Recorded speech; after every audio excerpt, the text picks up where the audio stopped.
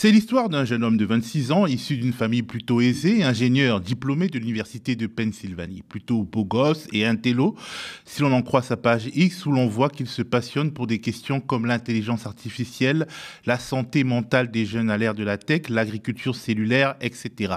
Bien sous tout rapport, donc, selon l'entendement commun. Mais voilà, Luigi Mangione a été arrêté et inculpé pour le meurtre à bout portant de Brian Thompson, le patron d'un des plus grands groupes d'assurance du pays. De s'interroger sur ce qui a pu faire basculer ce jeune homme plein d'avenir, qu'une grande partie de l'Amérique se prenait de passion pour lui, voyant en lui un justicier, un héros, voire un sex symbole. À la police. Les procureurs de Manhattan ont déposé, entre autres, des accusations de meurtre et possession d'une arme à feu contre l'homme de 26 ans pour le meurtre du PDG de United Healthcare commis à New York la semaine dernière. Lors de son arrestation, Luigi Mangione était en possession d'une arme à feu et avait plusieurs fausses pièces d'identité sur lui. Il avait aussi une imprimante 3D. Les policiers ont aussi retrouvé un document manuscrit de 3 pages où il racontait être en colère contre le système de santé américain.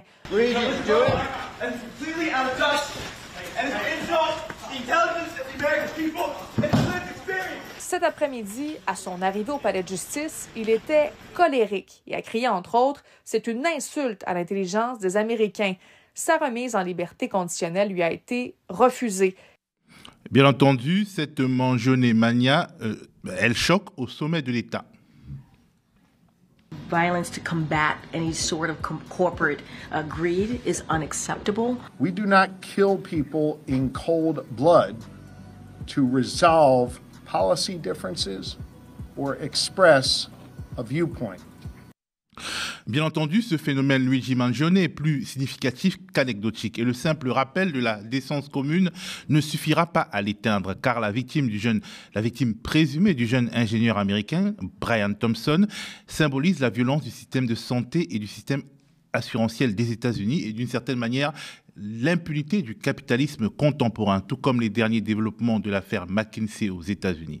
Le puissant cabinet de conseil a réussi à éviter un procès pénal dans le cadre du scandale des opiacés en payant 650 millions de dollars d'amende, une forme de consécration de l'impunité, alors même que le groupe a reconnu avoir, et je cite, l'accord signé avec la justice américaine, avoir en toute connaissance et de manière intentionnelle conspiré avec Purdue Pharma et d'autres pour aider et encourager à fournir une mauvaise communication sur des médicaments prescrits sur ordonnance et avoir, par les actions d'un haut responsable de McKinsey, détruit et caché en toute connaissance de cause des archives et des documents pour faire obstruction aux enquêtes.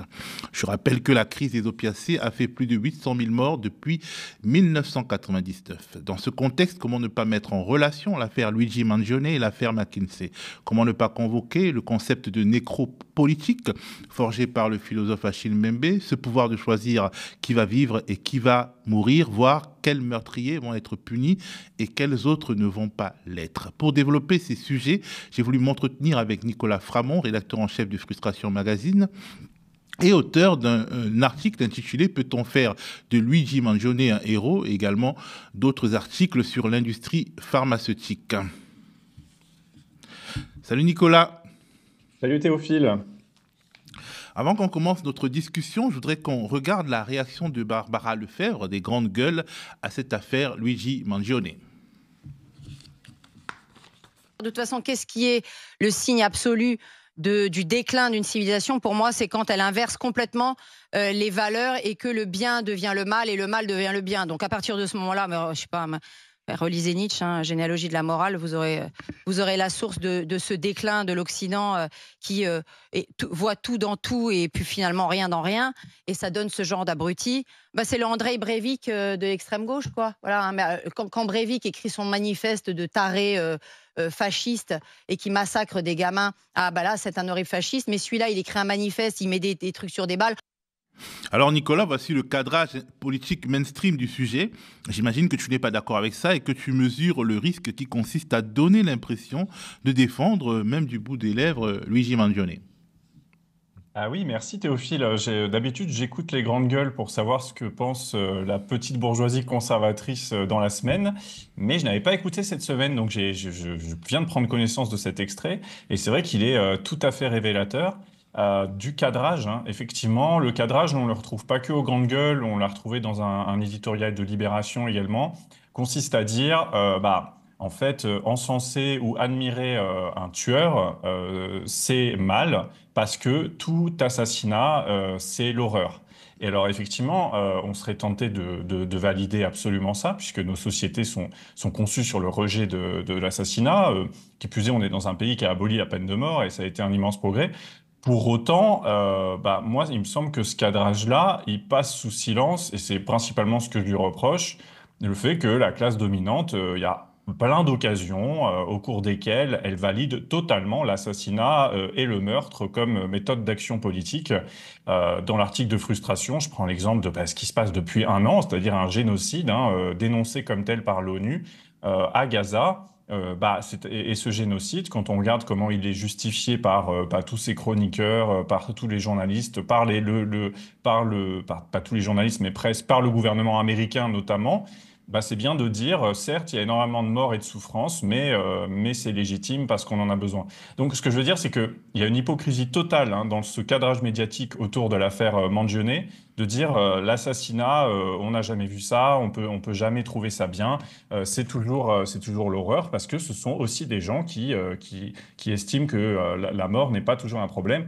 Et typiquement, il se trouve que malheureusement, l'homme qui a été assassiné par Luigi Mangione fait partie des gens qui dirigeaient un système qui cause chaque année des dizaines de milliers de morts, et ça passe très bien. Ça cause des milliers de dizaines de morts parce que aux États-Unis, le système d'assurance santé privé fait que les personnes sont obligées de payer cher chaque mois pour avoir un remboursement de leurs soins en cas de problème, et que malheureusement, quand les problèmes surviennent, dans toute une partie des cas, quasi un tiers des cas, il y a des refus de la part de leurs mêmes assurances santé, c'est-à-dire que du coup, on se retrouve soit avec des gens complètement endettés, soit avec des gens qui renoncent à se soigner et qui finalement en meurent. Donc c'est quand même... En fait, si on resitue pas, évidemment que si on prend si on prend cet acte, quelqu'un qui abat froidement quelqu'un d'autre dans la rue, évidemment, c'est l'horreur. Mais en fait, si Luigi Mangione bénéficie de cette popularité, c'est bien parce que son action s'inscrit au sein même de la violence capitaliste, et que en fait, comment dire, il a fait beaucoup moins de morts que sa victime. Ça, c'est une réalité tangible. Après, est-ce que on trouve que c'est une bonne chose et que c'est une bonne méthode d'action politique de faire ça? Mon article tranche pas cette question parce qu'elle est lourde, elle est épineuse. Par contre, le cadrage des classes dominantes est complètement hypocrite. Alors, tirer sur quelqu'un, dans notre société, dans nos conceptions, dans notre morale, ça n'a rien à voir avec signer des documents ou bien ne pas signer des documents, valider ou ne pas valider des process. Par exemple, nous savons que beaucoup de personnes meurent dans la Méditerranée en raison de décisions ou d'absence de décisions politiques. Nous savons que beaucoup de personnes peuvent perdre beaucoup de choses par l'administration, mais étant donné que cette responsabilité est distribuée d'une certaine manière, on n'a pas l'impression que ce sont des meurtres, des assassinats. Ça aussi, ça s'entend. C'est absolument vrai. Vraiment, ce dont tu parles, en fait, c'est ce qu'on appelle la criminalité en col blanc. C'est-à-dire qu'en fait, les crimes commis par les classes supérieures, par les professions intellectuelles, sont perçus différemment parce qu'en fait, ils se font de façon beaucoup plus indirecte, beaucoup plus insidieuse. Et effectivement, il n'y a personne, c'est pas des gens qui appuient directement sur la gâchette, c'est des gens qui prennent des décisions qui entraînent des victimes. Je prends un exemple qui est vraiment... pour moi, qui est une scène de ma vie auquel j'ai beaucoup réfléchi et qui a inspiré finalement bien des propos dans Frustration Magazine. Comme tu le sais, pendant un temps, j'ai travaillé à l'Assemblée nationale, j'étais conseiller politique du groupe France Insoumise de 2017 à 2019, et dans ce cadre, j'ai vu les grandes lois, les premières lois macronistes les plus agressives être prises. Et notamment, j'étais là quand a été voté un des principaux plans d'austérité sur l'assurance maladie. Plan d'austérité qui a conduit à ce que nos hôpitaux soient débordés. Alors, ce n'était pas le seul plan d'austérité, ça avait commencé avant, mais ça a été un des plus durs, c'était le plus dur de notre histoire, et qui fait que il y a des gens qui sont morts dans les couloirs, etc. Et en fait, ce que je trouvais fou, c'était de voir que ces députés et ces ministres qui avaient pris cette décision fêtaient ça. ils avaient vraiment sincèrement, alors je ne sais pas s'ils avaient l'impression de faire le bien, mais en tout cas, ils avaient l'impression de faire la bonne chose. En tout cas, de ne rien faire de mal, de ne pas De tuer. ne rien faire de mal, exactement. Alors qu'en fait, par leur vote, ils venaient de briser des vies.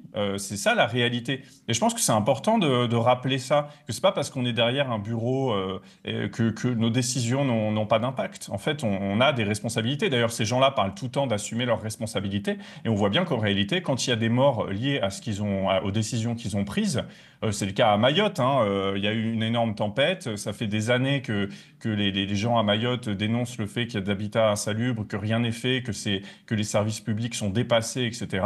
Les politiques ne font rien et le gouvernement n'a rien fait. Et maintenant, ils ont des centaines de morts sur la conscience. Mais voilà, c'est toujours pareil. En fait, il y a une dimension quasi esthétique. La mort qui est donnée par les dominants, elle n'est jamais aussi scandaleuse et aussi visible que celle qui est donnée par d'autres, de façon plus froide. Et ça, je pense que à la fois, ça s'entend. Je comprends tout à fait qu'on ne mette pas les deux dans la même case, parce que ne serait-ce que, en fait, si tu veux, la mort qui est faite, qui est causée par la décision d'un ministre, en fait, elle est beaucoup plus indirecte, parce qu'entre-temps, il y a énormément de décideurs, il y a énormément de gens qui n'ont fait qu'appliquer les ordres, par exemple. Bon, c'est moins indirect que Luigi Mangione qui tire 3 balles sur un PDG. C'est évident. Pour autant, moi je pense qu'il ne faut pas négliger, il est temps de parler de ces morts-là, quoi. Des morts qui sont prises par cette industrie capitaliste de la santé aux États-Unis, par ces politiques d'austérité en France, par les politiques anti-réfugiés. Bon voilà, faut en parler, quoi. Et peut-être que ce moment-là est un moment où on peut enfin parler de ça, OK, qui tue réellement dans nos sociétés et qui tue le plus aussi. Alors, dans ton article, tu détailles différents aspects de la mangionémania aux États-Unis. Tu donnes des détails, des moyens par lesquels les gens finalement affirment leur soutien, et qui est une transgression dans un pays quand même c'est un pays chrétien, qui est une transgression. Tu dis comment finalement cette dissidence s'organise, par quels moyens, et c'est un peu un inventaire à la Prévert assez intéressant. Tu peux nous expliquer? Oui, en fait, c'est vrai que c'est une grosse transgression qui, même moi, m'a surpris, honnêtement. D'ailleurs, ça nous a surpris à la rédaction de Frustration. On a fait un premier article juste après la mort de Brian Thompson, où à l'époque, on ne savait pas qui était l'auteur et on n'était pas sûr de ses motifs. Donc on se disait prudence, hein, dans ces cas-là, il ne faut pas se jeter sur la première explication la plus plausible. Il faut dire, c'est peut-être ouvert, peut-être que c'était un tueur à gages, peut-être que les fameuses douilles dans lesquelles a été écrit une des devises, ou en tout cas les moyens d'action, on va dire scélérates de ces compagnies d'assurance, hein, le fameux Delay, Deny, et j'ai oublié le troisième. On s'est dit prudence. Et puis surtout, on s'est dit aussi, attention, parce qu'en fait, les assassinats politiques, ça n'a jamais été très populaire, hein. Dans les années 70-80, par exemple, il y a eu des groupes terroristes d'extrême gauche en France, en Italie et en Allemagne. Et ces groupes-là ont subi aussi des campagnes médiatiques et des campagnes politiques qui font qu'à la fin, on peut pas dire que leur héritage ait été grandiose. Donc, on s'attendait en toute logique à ce qu'il se passe la même chose dans ce contexte, mais c'est pas du tout ce qui s'est passé. Donc aux États-Unis, avant même que Luigi Mangione soit retrouvé, finalement, le seul portrait qu'on avait de lui, c'est-à-dire ce sourire qu'il avait donné à une caissière, il me semble, juste avant de commettre son méfait, est devenu en soi un mème, est devenu une affiche. Il y a eu des concours à New York les jours suivants, un concours de sosie qui a été organisé, donc c'est dire aussi comment l'humour s'est invité là-dedans. Et puis depuis, la culture Internet a vraiment repris la figure de Luigi Mangione, une fois qu'il a été connu, qui est aussi dû au fait que c'est quelqu'un qui a un physique agréable et un physique qui contraste en plus avec son action. C'est-à-dire, on pourrait dire, il n'y a pas un physique d'assassin, quoi. C'est-à-dire que c'est quelqu'un qui a l'air souriant, aimable, donc ce contraste a encore plus joué dans sa popularité. Et depuis, c'est devenu une icône de la pop culture, quoi, véritablement. C'est-à-dire que maintenant, il se passe plein de choses. Il y a des gens qui vont danser devant sa prison. Il y a des gens qui composent, je sais pas, des chansons. Voilà, c'est vraiment devenu un personnage de la pop culture en quelques jours et de la culture Internet. Et donc, quelque part, comme tu dis, c'est une transgression parce que tous les gens qui affichent son soutien. Alors en plus, oui, dernièrement. Les derniers trucs que j'ai vus, dont je ne parle pas dans l'article, c'est des graffitis qui sont apparus dans toutes ces villes américaines qui disent en gros « kill the CEOs », quoi, tuer les patrons. Donc c'est quand même pas rien du tout ce qui est en train de se passer. Je ne sais pas combien de temps ça durera, puis faut pas sous-estimer justement la dimension pop et un peu humoristique de cet objet. Il faut peut-être pas le surpolitiser. Il n'empêche que c'est une vraie transgression de pouvoir dire qu'on valide l'action d'un assassinat de PDG en pleine rue. Ça, c'est évident. Et en France, je pense que c'est également le cas, hein. En tout cas, sur les réseaux sociaux, on constate une vraie popularité du personnage. Et c'est ça qui horripile d'ailleurs la classe dominante, et on va dire les journalistes les plus éminents. Alors, de facto, hein, on a affaire à un assassinat aux motivations politiques claires, ce qui n'était pas le cas au début. Avec toutes les infos qu'on a maintenant, on peut affirmer que ça l'est. Dans ton article, tu décryptes justement les signaux politiques posés ça et là par l'assassin de Brian Thompson. On ne peut pas dire d'un point de vue légal que c'est Luigi Mangione qui est un assassin présumé. En tout cas, dans ton article, tu évoques ces signaux-là qui montrent que la personne qui a tué voulait dire quelque chose. Oui, c'est sûr. Je reprends juste, je me remets l'analyse sous les yeux pour pas me tromper, mais évidemment, donc il y avait effectivement plusieurs signaux. Donc la devise dont je te parlais tout à l'heure, hein, c'est Deny, Defend, Depose, refuser, défendre, déposer, qui font écho à une expression hein, qu'on trouve dans les assurances santé, c'est Delay, Deny, Defend, soit retarder, refuser, défendre. Donc ça, c'était une référence directe au fait que les fameuses assurances santé qui coûtent très cher aux Américains quand ils en ont une, mettent en place, comme c'est le cas aussi en France avec certaines assurances, hein, ce problème n'est pas uniquement américain, mais c'est juste que nous, comme on a la sécurité sociale, pour notre santé, on dépend moins exclusivement des assurances et des complémentaires, mais ça nous arrive aussi. Et on sait que les assurances, leur modèle économique, c'est de ne pas toujours rembourser. Voilà, c'est de ne pas toujours rembourser leurs assurés. Donc effectivement, on voit que leur technique, c'est de retarder, c'est de refuser les dossiers et ensuite de se défendre. Donc ça, c'est très important. Ensuite, on a différentes phases de phrases qui sont sorties du fameux manifeste. Alors, manifeste, le mot est peut-être un peu excessif, mais en tout cas, 3 pages qu'il avait avec lui au moment de son arrestation. Il dit, franchement, ces parasites l'ont bien cherché. Donc voilà, il emploie quand même le terme parasite pour parler Parasite de qui est le titre d'un de tes livres. Peut-être Voilà, que le alors FBI voilà, va venir te chercher. voilà, mais j'y suis pour rien. En revanche, le terme parasite désigne effectivement ces grands PDG du capitalisme américain et en particulier du capitalisme médical. On peut dire que là, la formule parasite, elle est particulièrement bien trouvée parce qu'on voit bien que c'est des gens qui se servent d'un besoin essentiel des autres, hein, c'est-à-dire le besoin de se soigner. Euh, et donc, c'est ce qui est étonnant. Et particulièrement étonnant, je dirais, c'est que ce garçon, cet homme, c'était quelqu'un, on l'a dit, hein, qui venait d'un milieu plutôt aisé, ça c'est aussi ce qui est dit et répété, c'est pas quelqu'un qui avait l'air très très politisé. Voilà, c'est pas quelqu'un qui se définissait d'extrême gauche. On voit qu'il a des influences politiques diverses. C'est plus quelqu'un qui avait l'air de se chercher. Alors effectivement, il y a eu un peu une chasse aux indices, hein. Il a fait une recension d'un livre de Una Bomber, hein, qui était un terroriste un terroriste plutôt d'extrême droite, anarchiste de droite aux États-Unis, qui a marqué les États-Unis dans les années 90, en disant que, alors la formule exactement qu'il utilise, excuse-moi, je voudrais bien la citer dans le texte. euh, dans cette recension, il dit, lorsque toutes les autres formes de communication échouent, la violence est nécessaire pour survivre. Alors, voilà, ce qui est intéressant, je vais revenir sur cette phrase, mais pour revenir sur ce que je disais avant, d'abord, on voit que c'est quelqu'un qui n'était pas surpolitisé. Il faisait pas partie d'une organisation et voilà, c'est quelqu'un qui avait des influences diverses. Ça, j'ai envie de dire, pour moi, c'est un peu le signe aussi de notre époque, hein. Les gens qui parfois ont l'action la plus radicale ne sont pas forcément les plus politisés. Je pense par exemple au mouvement des Gilets jaunes, hein. Les Gilets jaunes, c'est des gens qui, dans le cadre de la France, alors c'est pas la même action, mais c'était aussi des gens qui ont fait monter en violence la contestation sociale, notamment parce qu'ils ont beaucoup utilisé le vandalisme, hein. Ils ont quand même vandalisé les beaux quartiers, ils sont pris au 8e arrondissement de Paris, etc.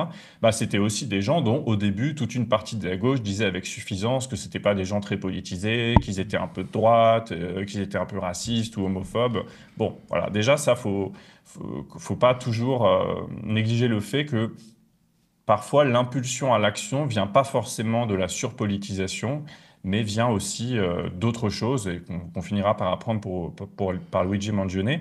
Et puis là, on voit que c'est quelqu'un qui a quand même eu une forme de raisonnement qui consistait à dire que l'assassinat, ou en tout cas la violence, était la seule réponse possible.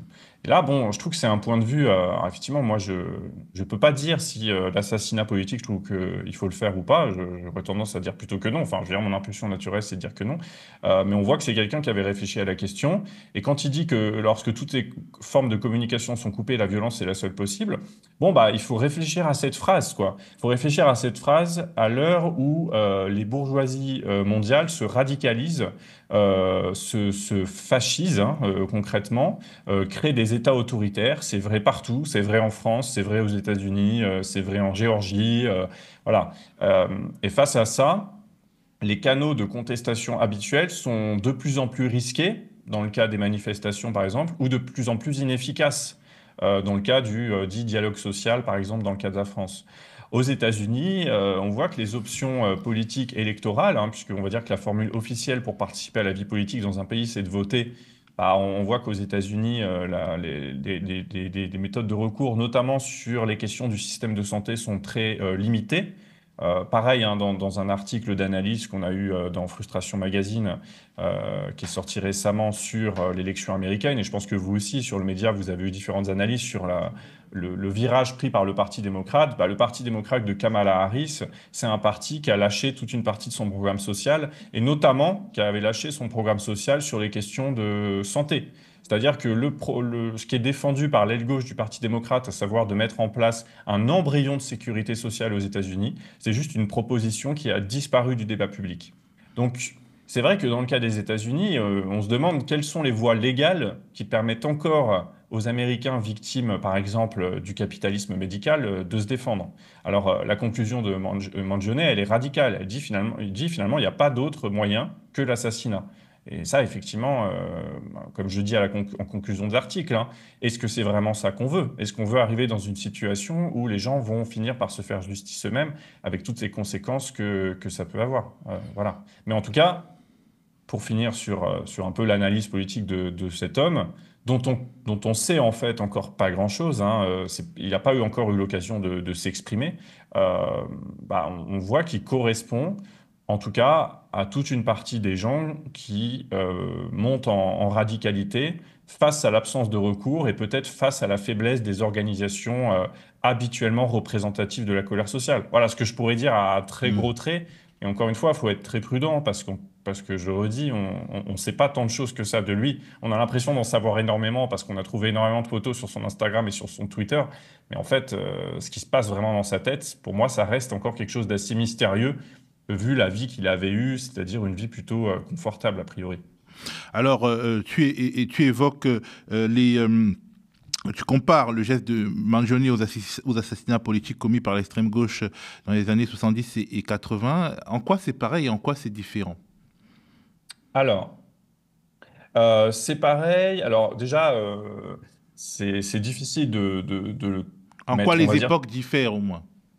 Alors voilà, les époques diffèrent. Donc dans les années 70-80, on est peu après on va dire la révolution avortée de mai 68, qui a quand même été vraiment un moment qui a failli faire basculer les classes dominantes dans toute l'Europe et aux États-Unis. Ça a été un moment de grande menace pour les classes dirigeantes. Et suite à ce moment-là, donc il y a effectivement le point d'orgue de mai 68, mais il y a ensuite toute une période, notamment les années 70 et une partie des années 80, où la contestation sociale, elle reste forte. Et en fait, le profil de ces différents groupes d'extrême gauche, alors pour le faire très vite, et je vais être trop généraliste, parce qu'en fait, on a des groupes assez différents. On a Action Directe en France, on a les Brigades Rouges en Italie, on a la fraction Armée Rouge en Allemagne. Au contraire, c'était des gens plutôt très politisés, qui avaient fait leurs armes dans les différents mouvements de contestation et qu'on avait déduit qu'il fallait monter en violence parce qu'ils avaient dû affronter des échecs ou en tout cas les insuffisances du mouvement social. Déjà, c'est pas la même chose parce que Luigi Mangione, c'est quelqu'un qui, en tout cas de ce qu'on sait à ce jour, c'est pas quelqu'un qui était engagé politiquement jusqu'à maintenant. Bon, par ailleurs, il est tout seul, hein. Il a fait ça apparemment tout seul dans son coin, c'est ce qu'il soutient. Alors que là, on avait des groupes organisés, des groupes d'extrême gauche, quoi. C'est-à-dire des gens qui avaient des affinités idéologiques, où il y a eu des scissions, etc., etc. Ensuite, bah, ce qui est la même chose, c'est que ce sont des groupes qui s'en sont pris au patronat, au grand patronat, et à certains dirigeants politiques. Et donc, l'idée, c'était de... Donc ça, c'est une vieille doctrine aussi qui existe depuis le 19e siècle, de renverser, de créer de la peur dans la classe dominante et de susciter l'adhésion de toute une partie du public, quoi. Donc, ça, c'est quelque chose qui existait déjà avant. Voilà, on va dire pour les similitudes. Après, il y a vraiment des différences, quoi. C'est-à-dire que ces groupes-là, ils ont agi pendant plusieurs années.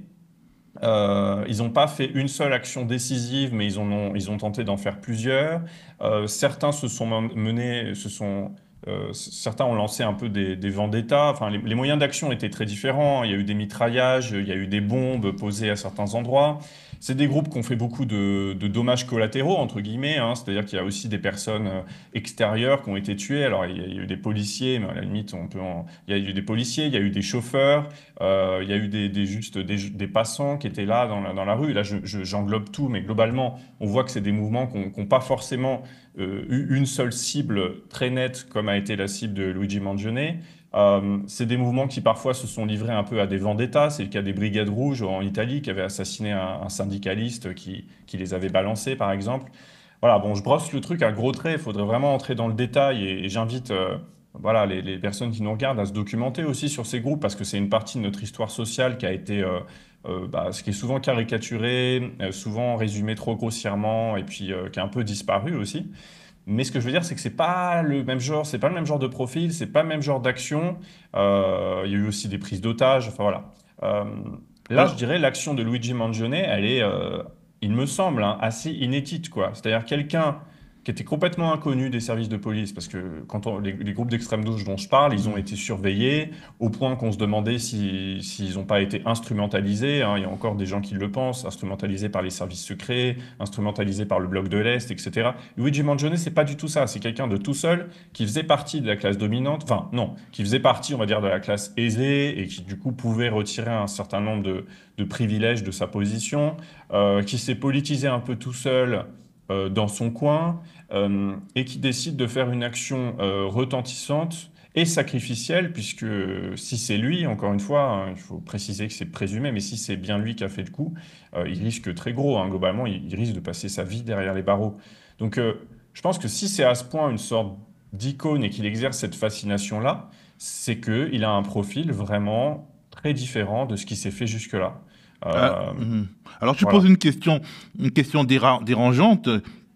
Ta question est, existe-t-il encore d'autres recours? Et une caricature que tu reprends, une caricature américaine, affirme le fait que les assureurs américains commettent d'une certaine manière eux aussi des meurtres. C'est une caricature qui a fait le tour du web américain et qui rejoint ce dont on parlait un peu au début, c'est-à-dire qui tue. Ouais, et oui, en fait, je pense que moi, je pense qu'il faut pas tomber dans le piège que nous tend la classe dominante, c'est-à-dire de débattre à base de Nietzsche, hein, comme le fait la personne des grandes gueules, elle utilise Nietzsche, on ne sait pas trop comment, sur est-ce bien ou mal de tuer quelqu'un dans la rue. Ça, je dirais, c'est un peu le piège. Par contre, ça ouvre le débat de qui tue dans nos sociétés capitalistes. Et tu évoquais tout à l'heure le scandale McKinsey aux États-Unis, On va en McKinsey parler. qui... Mhm. On va en parler, super, donc j'anticipe pas trop. Mais tu vois, moi, je crois que le système capitaliste, il est en permanence en train de masquer les morts qu'il commet. Alors, on va dire le plus connu, c'est le mort lié aux guerres. Ça, on va dire, c'est les morts légitimes. On va nous dire, bah, c'est normal, des gens meurent pendant les guerres, et puis les guerres, c'est nécessaire. Voilà. Bon, déjà, on pourrait questionner ça. Ensuite, il y a tous les morts liés au colonialisme, hein. Là, il faudrait en parler parce que bizarrement, c'est des morts dont on ne parle jamais. C'est des massacres entiers qui n'existent pas dans les livres d'histoire, dont on apprend l'existence des années après quand on a l'occasion de l'apprendre. Et le colonialisme est parti lié avec le capitalisme. Et puis après, il y a tous les morts liés à l'activité économique elle-même. Les morts au travail, hein, dont la France est championne d'Europe, rappelons-le. Les morts liés au mal logement. Et le mal logement, s'il existe, c'est parce qu'il y a un marché immobilier et parce que non, on peut pas loger tout le monde, parce pour qu'il y ait un marché, il faut qu'il y ait une rareté, donc il faut qu'il y ait des besoins. Donc, in fine, il faut quand même qu'il y ait des gens qui meurent dans les rues, c'est quand même ça le marché immobilier. Et puis enfin, il y a le capitalisme médical qui nous dit non, se soigner, ça coûte de l'argent. Il se trouve qu'il y a des acteurs privés qui sont positionnés sur ce marché-là. Et pareil, pour que le marché fonctionne, il faut qu'il y ait des raretés, il faut que les besoins des gens soient instrumentalisés. Donc à la fin, si tu veux, moi je pense qu'il faudrait le faire d'ailleurs, hein. Tout comme il y a eu un livre noir du communisme qui nous montrait combien de morts avaient fait les différents régimes dits communistes d'Europe de l'Est et de Chine, en fait, il faudrait qu'il y ait un livre noir du capitalisme et qu'on en parle de ces morts du capitalisme. Et je pense que, au moins, l'affaire Luigi Mangione, elle met le doigt là-dessus. Elle met le doigt sur qui tue. Et comme la réponse des médias dominants et de la classe dominante est complètement hypocrite sur le mode « Oh mon Dieu, tuer, c'est horrible », en fait, ils sont quand même pris à un certain piège et c'est là-dessus qu'il faut cadrer le débat, à mon avis. Alors, dans la même séquence d'actualité, on apprenait que McKinsey, le gros cabinet de conseil, s'en sortait avec le paiement d'une amende de 650 millions de dollars pour éviter un procès pénal aux États-Unis dans le cadre de l'affaire des opiacés qui a causé, on le rappelle, la mort de 800 000 personnes depuis 1999. Il y a un peu plus de 3 ans, nous évoquions sur ce plateau cette affaire des opiacés ou des opioïdes avec le journaliste et chercheur Lucas Gautron. Aurait vendu entre 30 et 50 milliards de dollars d'oxycodone, les propriétaires ayant empoché entre 12 et 13 milliards. Et c'est dans cette sordide affaire que McKinsey a joué un rôle.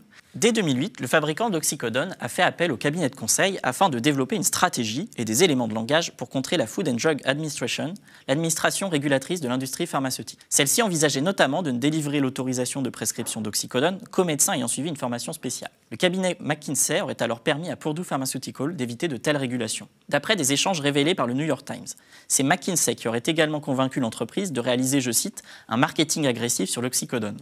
Pour Patrick, la descente aux enfers a commencé avec une simple ordonnance d'antidouleur tout à fait légale. Des opioïdes prescrits après une blessure. Pourquoi vous a-t-on prescrit ces médicaments ? Je me suis cassé le dos dans un accident de voiture. Les opioïdes sont des antidouleurs dérivés de l'opium, ultra puissants et très addictifs. Et une fois les ordonnances des médecins épuisées, beaucoup d'accros se tournent vers l'héroïne. Mais l'histoire ne s'arrête pas là. En 2017, l'entreprise a de nouveau missionné le cabinet de conseil pour booster ses ventes. Les consultants auraient livré une myriade de recommandations, parmi lesquelles de proposer des dédommagements à leurs distributeurs à chaque mort par overdose causée par leur vente, comme une sorte de garantie. En 2018, dans des échanges de mails, des consultants de McKinsey s'inquiétaient des répercussions légales potentielles pour la firme et envisageaient même de procéder à la destruction de certains documents. Alors Nicolas, la concomitance de cette affaire Mangione et de ces nouveaux développements de l'affaire McKinsey, ça interpelle forcément. Oui, parce que là, tu vois, c'est ça la criminalité en col blanc. C'est donc une entreprise, Purdue Pharma, possédée par cette famille, qu'il faut jamais oublier de nommer, la famille Sackler, décide dans les années 2000 de mettre sur le marché et de produire un marketing agressif sur l'Oxycontin. Je crois qu'on dit Oxycontin aux États-Unis. Et fait appel donc à nombreux prestataires, parmi lesquels, dans les groupes français, il y a Publicis, par exemple, mais effectivement, le cabinet de conseil McKinsey. Donc, j'avais évoqué cette affaire dans un article à l'époque où il y avait l'affaire McKinsey. Tout le monde a oublié ça, mais Macron a quand même eu sa campagne vraiment favorisée et aidée gratuitement par des consultants de McKinsey. Et ensuite fait en sorte que McKinsey décroche un certain nombre de marchés de consulting au niveau de l'État. Ça, c'était il y a 2 ans, je pense que tu t'en souviens. Bon, bref. Alors, McKinsey, on l'a dit dans cet extrait, effectivement, ça a été dit, a conseillé une stratégie marketing agressive.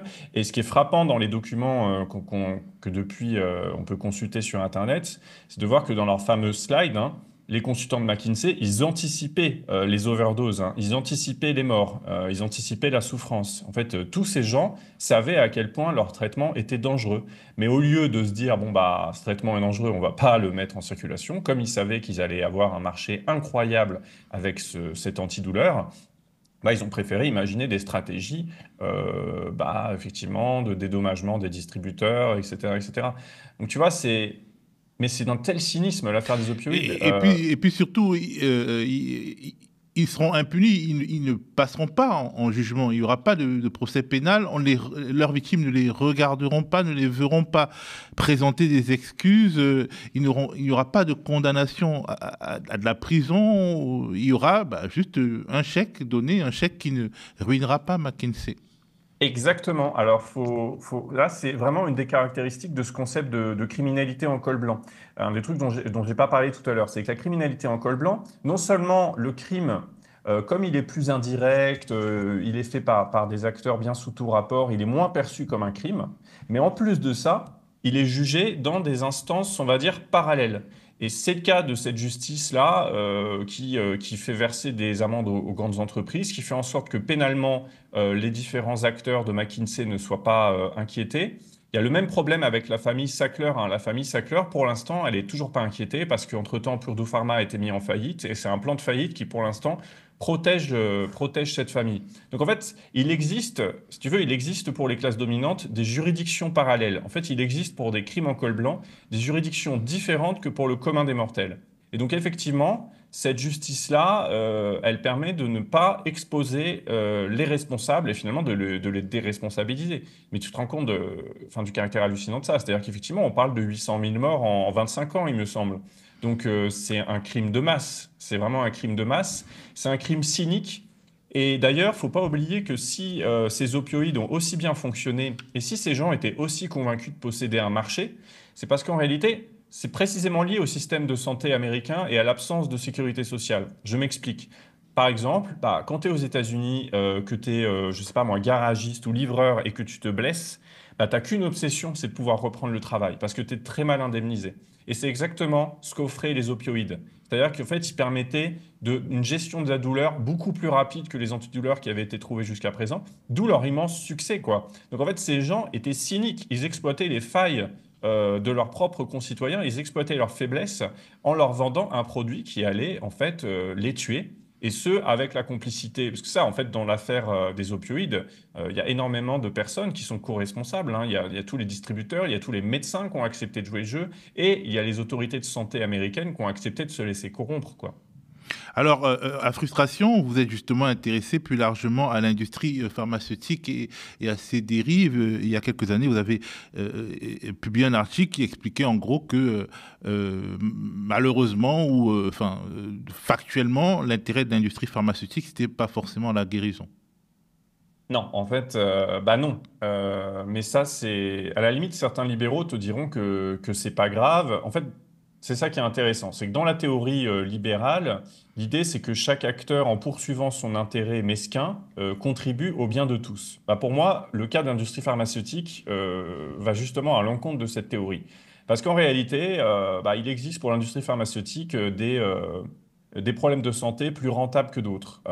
Il y en a certains qui sont peu rentables. Et puis effectivement, c'est bien d'avoir des gens régulièrement malades. Donc par exemple, c'est très intéressant d'avoir des maladies chroniques.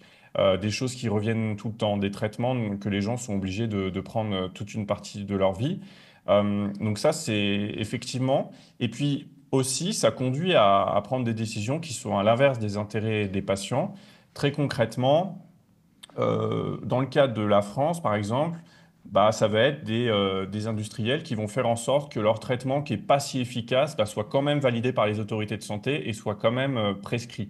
Là-dessus, j'ai une anecdote très claire. D'ailleurs, après avoir écrit cet article, j'ai eu la chance d'être expert en santé au travail pour un CSE, donc un comité social et économique d'une entreprise pharmaceutique. Donc, je pourrais évidemment pas citer le nom, malheureusement. Et c'était très intéressant parce que, en fait, j'ai pu interroger les populations de ce qu'on appelle les visiteurs médicaux. Les visiteurs médicaux, c'est les gens qui sont envoyés, donc c'est un énorme budget pour l'industrie pharmaceutique, qui sont envoyés chez tous les médecins de France pour vendre un peu leurs produits, pour dire, oui, notre produit, notre médicament, il est bien pour telle ou telle raison, etc., etc. Et puis, ils ont tout un petit système de corruption douce, d'organiser des déjeuners, de faire des présentations dans les hôpitaux où il y a un petit budget de free food, etc., etc. Ils vont cibler un peu les leaders d'opinion. Voilà. Et donc, Alors, sachant, il faut savoir que c'était pire dans les années 90 et que depuis, la législation a un petit peu limité ces moyens de corruption douce. Mais globalement, il existe encore des visiteurs médicaux qui viennent voir les médecins au nom de leur marque et qui leur expliquent pourquoi leur médicament est le meilleur. Et pas toujours, c'est ça qui est fou, sur la base d'arguments médicaux. C'est-à-dire que ces fameux visiteurs médicaux, ce n'est pas des gens qui ont fait des études de médecine, hein, c'est plutôt des gens qui ont fait des études de commerce ou de marketing. Et concrètement, ils vont essayer de vendre leurs produits, qu'importe finalement l'intérêt thérapeutique réel de ce produit-là. Et si tu veux, là où ça devient vraiment problématique, parce qu'à la limite, on se dit, bon, à la limite, ils vont te vendre un produit pas très efficace, et puis c'est pas grave, tu vois, ça va juste coûter cher à la Sécu qui rembourse au passage. Mais il y a aussi eu des affaires bien plus graves, hein, notamment l'affaire du Mediator. L'affaire du Mediator en France, c'est le laboratoire Servier qui a tenté en quelque sorte de donner un second souffle à un de ces médicaments en montrant que ce n'était pas simplement un médicament intéressant pour prévenir des problèmes de cœur, mais que c'était aussi un médicament coupe-faim qui pouvait lutter contre l'obésité. Et en réalité, ce médicament a eu des conséquences désastreuses, a entraîné de très nombreuses morts parmi les patientes, surtout des femmes. Et les laboratoires Servier ont tout fait pour se mettre dans la poche les autorités de santé et éviter qu'elles mettent fin à ce juteux marché, quoi. Donc, si tu veux, que ce soit l'affaire du Mediator ou pire, hein, l'affaire des opioïdes, on voit bien que l'intérêt économique de sociétés, par ailleurs très rentable, et c'est tout le problème, se heurte complètement à l'intérêt des patients. Et en fait, on pourrait avoir confiance pleinement. Alors, en plus, je dirais, je fais juste une parenthèse, mais la conséquence de tout ça, et qui, à mon avis, qui crée des morts d'autres façons, c'est qu'il existe une défiance très importante dans la population vis-à-vis de la médecine traditionnelle à cause de la défiance envers l'industrie pharmaceutique. Et du coup, on a des gens qui refusent de se soigner ou qui vont vers des traitements alternatifs et qui, du coup, se mettent à faire confiance à des charlatans qui leur promettent un traitement non chimique, etc., etc. Et ça aussi, ça provoque d'autres conséquences. Donc, la défiance envers le système de médicaments, elle est liée au fait qu'on est au courant qu'on a des gens qui cherchent quand même à nous vendre des médicaments. Et il se trouve que parfois, malheureusement, il y a eu des fois, ils ont été conduits à nous vendre des médicaments qui nuisaient plus à notre santé qu'elles ne l'amélioraient. Alors, cette affaire Luigi Mangione, cette affaire McKinsey Purdue Pharma, est-ce que tout cela est finalement si loin de nous? Ces affaires américaines-là, on l'a entendu dire, notre système de santé et notre système assurantiel n'ont rien à voir avec ceux des États-Unis. Est-ce que c'est si loin de nous que ce qui peut être dit? Alors, c'est loin de nous il y a une raison qui fait que... malheureusement, je dirais, la réponse, Théophile, c'est que c'est de moins en moins loin de nous. On va dire qu'à la base, c'est loin de nous parce qu'on a la sécurité sociale et l'assurance maladie, qui fait qu'on n'a pas à faire confiance à des acteurs privés qui vont ensuite nous faire un refus de soins. Donc, par exemple, je dirais qu'on est protégé. Les plus gros endettements qu'on voit aux États-Unis, c'est des gens qui ont eu des accidents de voiture, qui ont eu une grosse opération, qui ont eu un cancer, etc. En France, pour tous ces soins-là, on va dire qu'on est vraiment bien remboursé. Le cancer, il est bien pris en charge, etc. Mais en fait, de plus en plus, les gouvernements successifs ont fait que pour tous les autres soins moins graves, entre guillemets, mais alors faut mettre beaucoup de guillemets là-dessus, et certaines prises en charge, je pense notamment aux prises en charge des maladies, des affections de longue durée, des maladies chroniques, du handicap, etc., que tout ça soit nettement moins bien remboursé. Que par exemple, les gens aient à acheter leur fauteuil eux-mêmes, etc., quand ils ont des problèmes de mobilité. En fait, disons que il y a une sorte de cœur de métier de la maladie qui est bien pris en charge, mais en fait, il y a énormément de situations individuelles et moins courantes qui, elles, sont très mal prises en charge et de moins en moins bien prises en charge. Et face à ça, effectivement, ce dont nos gouvernements rêvent, c'est qu'en gros, le socle pris en charge par l'assurance maladie soit de plus en plus faible et qu'on ait à souscrire de plus en plus à des complémentaires. Donc nous, ça s'appelle encore des complémentaires parce que ça assure la part non prise en charge par la sécurité sociale. En gros, leur projet, c'est que cette part-là, elle augmente de plus en plus. Et n'importe qui a eu affaire à sa complémentaire, qu'elle soit mutualiste ou privée, malheureusement, se rend bien compte que par moment, il y a des refus de prise en charge de soins. Et sur certains domaines de notre vie, je pense par exemple au dentaire, par exemple, la prise en charge sécu est tellement faible qu'en fait on dépend uniquement de ça et que concrètement, si on veut pouvoir se faire soigner les dents dans des cas graves, malheureusement, si on n'a pas souscrit à une assurance privée ou à une mutuelle chère, on n'a juste pas de soins dentaires possibles, quoi. D'où la fameuse expression les sans-dents. Les sans-dents, ça vient de là. C'est qu'en fait, en France, il n'y a que les gens qui ont de l'argent qui peuvent se faire soigner les dents correctement. Parce que les autres, en fait, ils ont des complémentaires trop peu chers pour réussir à avoir une bonne prise en charge des dents, qui ne prennent pas en charge des couronnes, qui ne prennent pas en charge des implants dentaires. Et résultat, quand ils perdent une dent, ils la perdent. Alors que si vous êtes riche et que vous avez la bonne assurance santé, qui ne va pas vous faire un faux plan pour le coup et qui va prendre en charge, vous allez pouvoir avoir une dentition complète. Ça, c'est vraiment quelque chose qui nous rapproche des États-Unis, le dentaire. Mais il existe d'autres domaines. Donc, tu vois, il faut vraiment avoir en tête qu'on se dirige vers ça. Et je pense que le fait qu'on parle du système de santé américain en ce moment permet de se rappeler à quel point la sécurité sociale, c'est une bonne chose et ça doit être étendu. Et elle devrait d'ailleurs prendre en charge tous les soins. Donc voilà, ça c'est un exemple. Il y en a un autre qui pourrait être celui de la prise en charge des arrêts maladie. Là, c'est clairement quelque chose qu'on est en train de perdre. Heureusement, grâce à la censure du gouvernement, ce sujet est un peu passé à la trappe, mais clairement, il voulait augmenter les jours de carence dans la fonction publique, donc faire en sorte qu'on ne soit plus indemnisé sur nos arrêts de travail liés à des maladies par l'assurance maladie. Ça veut dire quoi? Ça veut dire qu'on doit prendre une assurance complémentaire qui, elle, va nous assurer, ou alors, tout simplement, on va travailler en étant malade. Donc on se dirige aussi vers ça. Si on ne fait rien, en tout cas, on se dirige vers ce qui se passe aux États-Unis, c'est évident. Merci Nicolas Framont, rédacteur en chef de Frustration Magazine et auteur de nombreux livres, dont le fameux Parasite. Merci à vous d'avoir regardé Toujours Debout. N'hésitez pas à nous dire ce que vous en pensez en commentaire si vous nous regardez par YouTube et via email si vous nous regardez à la télé. Nous sommes en moitié décembre et le média a engagé sa campagne de dons de fin d'année. Nous avons déjà recueilli un peu moins de 90 000 € grâce à vous, mais ce n'est malheureusement pas suffisant. Pour continuer de faire vivre votre média, rendez-vous sur lemediatv.fr. Très bonne soirée sur le média.